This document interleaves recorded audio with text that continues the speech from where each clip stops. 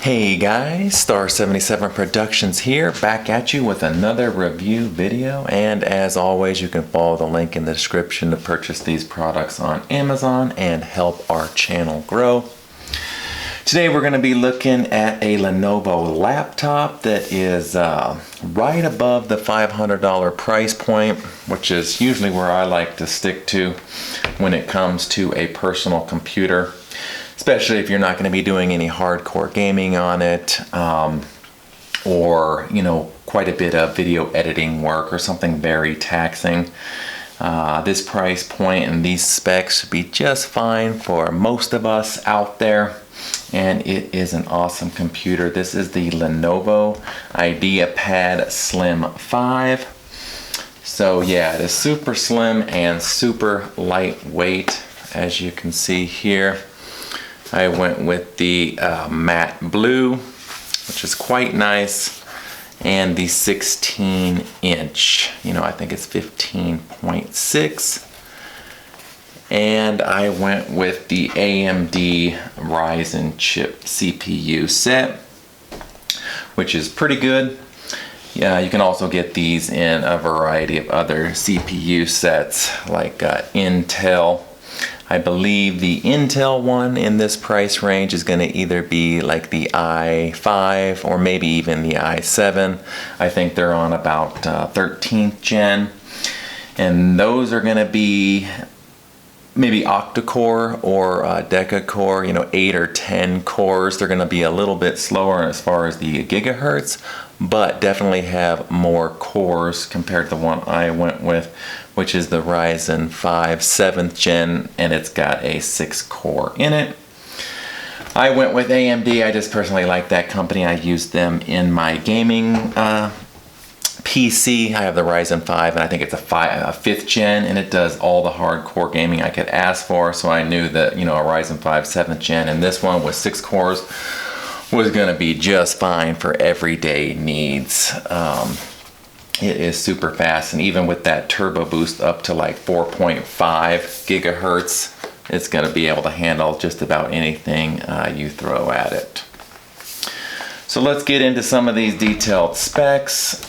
And what it has to offer. The slim version, as far as the graphics, it's got an integrated AMD Radeon graphics, so it's kind of shared on the motherboard with the CPU, and that's pretty much what you're going to find in the Intel version as well.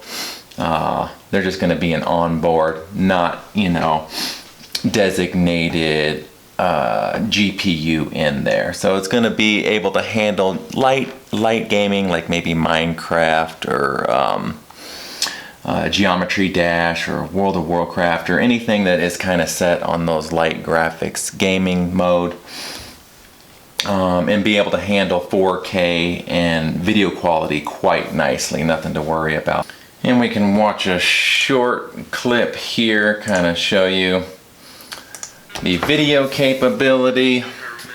I think I have it set at maybe 80% brightness here, so it looks pretty good. You can go even brighter than this.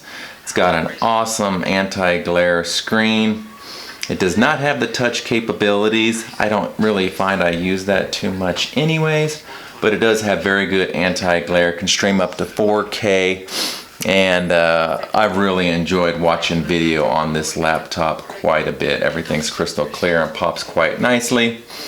So yeah, it may be lacking in hardcore gaming, but everything else as far as video production and light gaming is awesome on this PC. Let's get into some more of these specs here. Just kind of give you a quick rundown of that. It's the IdeaPad 5, and it is the slim version. So being the slim version, the RAM and stuff is on board, so you can't do too much expansion on this thing. It's kind of filled out in there. I believe you might be able to put a 2.5 additional SSD in there, but that is about it. So it comes fully loaded with pretty much everything you need anyway, but if you do want to upgrade storage, you can do that, or just put a new NVMe M.2 in there as well, but then you'd have to reinstall the operating system. And the operating system is the Windows 11 Home on this, and we already talked about the CPU. I went with the AMD 6-core Ryzen 5. You can always do the Intel as well. It's got 3 megabytes of level 2 cache, 16 megabytes of level 3 cache, and as I was saying, it can turbo boost up to 4.5 gigahertz here. Total memory is 16 gigabytes, which is plenty. I think I upgraded to 32 gigabytes in my gaming rig, and don't ever really go past 16 gigabytes anyway. It's got DDR4, so still super fast at 3200. Probably fast enough for any of your needs out there. I went with the 512 gigabyte NVMe M.2 slot, but I believe you can get a terabyte as well if you have to save a lot of stuff. But these days they have so many external hard drives out there and SSD that finding storage space is pretty easy. 16-inch display. I've had numerous laptops. I really don't like to do the 14-inch display. It's just a little bit too small for most our needs out there. And with the slim version, it is super light at 4 pounds. And it's got backlit keys here. As you hit a key, you can see that it will light up quite nicely. And it's got our very low profile. Then moving on, it is at 920, and you get by 1200, and you get 1080p from this, full HD capable. The GPU, as we were discussing, is shared, and it's the AMD Radeon, and I think either the Intel version or this is both going to be shared, where it's right next to the CPU, sharing the same cooling system, and definitely not a designated graphics card.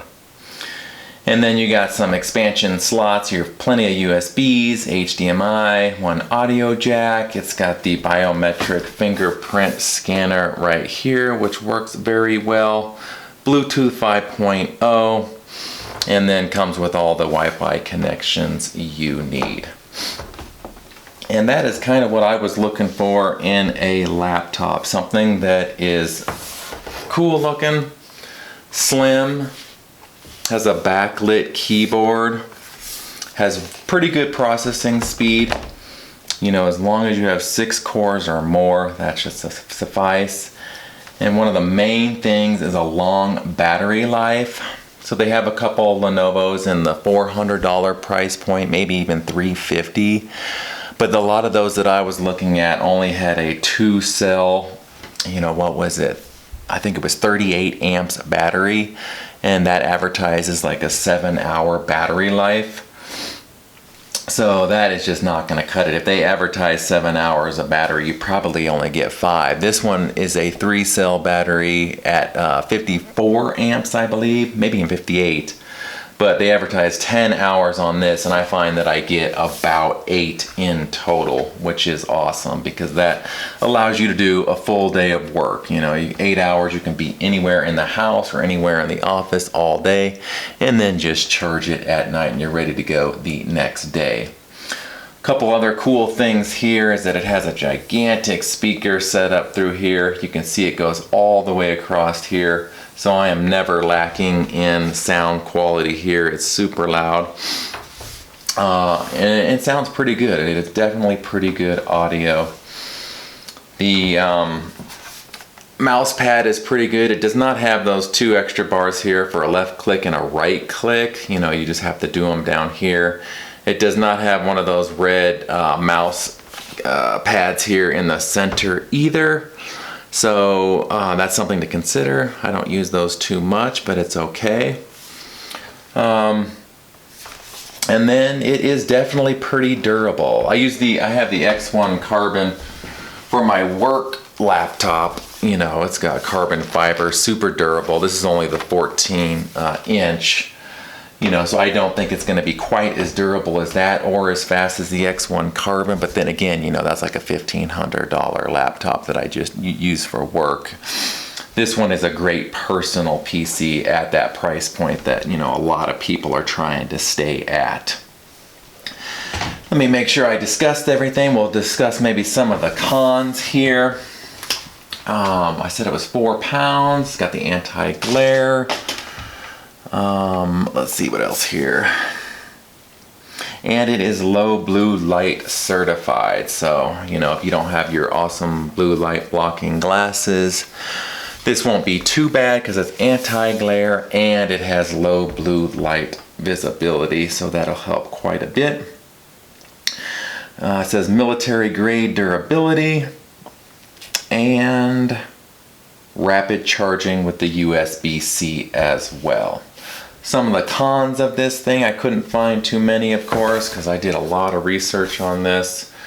One is that I do see fingerprints quite a bit on this metallic blue color that I got.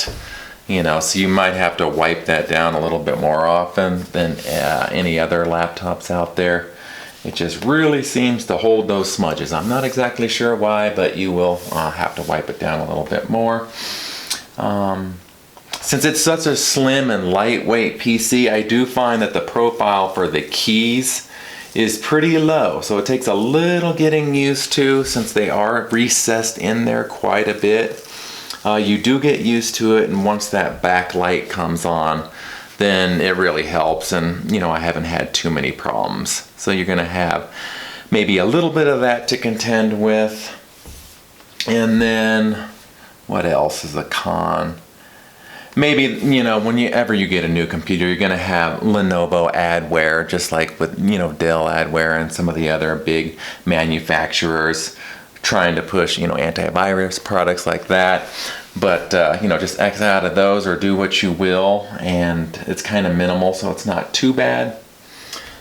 Other than that, I haven't found too many cons with this laptop. I went Lenovo because that's what I had at my work PC, and I've had pretty much every other brand you can think of as far as a laptop is concerned. HP, Dell, Acer, Asus. This is probably maybe my 7th or 8th laptop, and I totally recommend this. I haven't found too many issues with it. It is a great lightweight and really looks cool with this blue. Fingerprint scanner looks great and works great, and the mouse is pretty responsive as well. And it's kind of an energy saver, so you will easily get your 8 to 10 hours of work on this thing. And I've done some hardcore video editing, for some of my YouTube channels, and it does it very, very quickly. Even faster than my gaming PC. I was like, wow, those 6 cores, on the 7th gen work very well.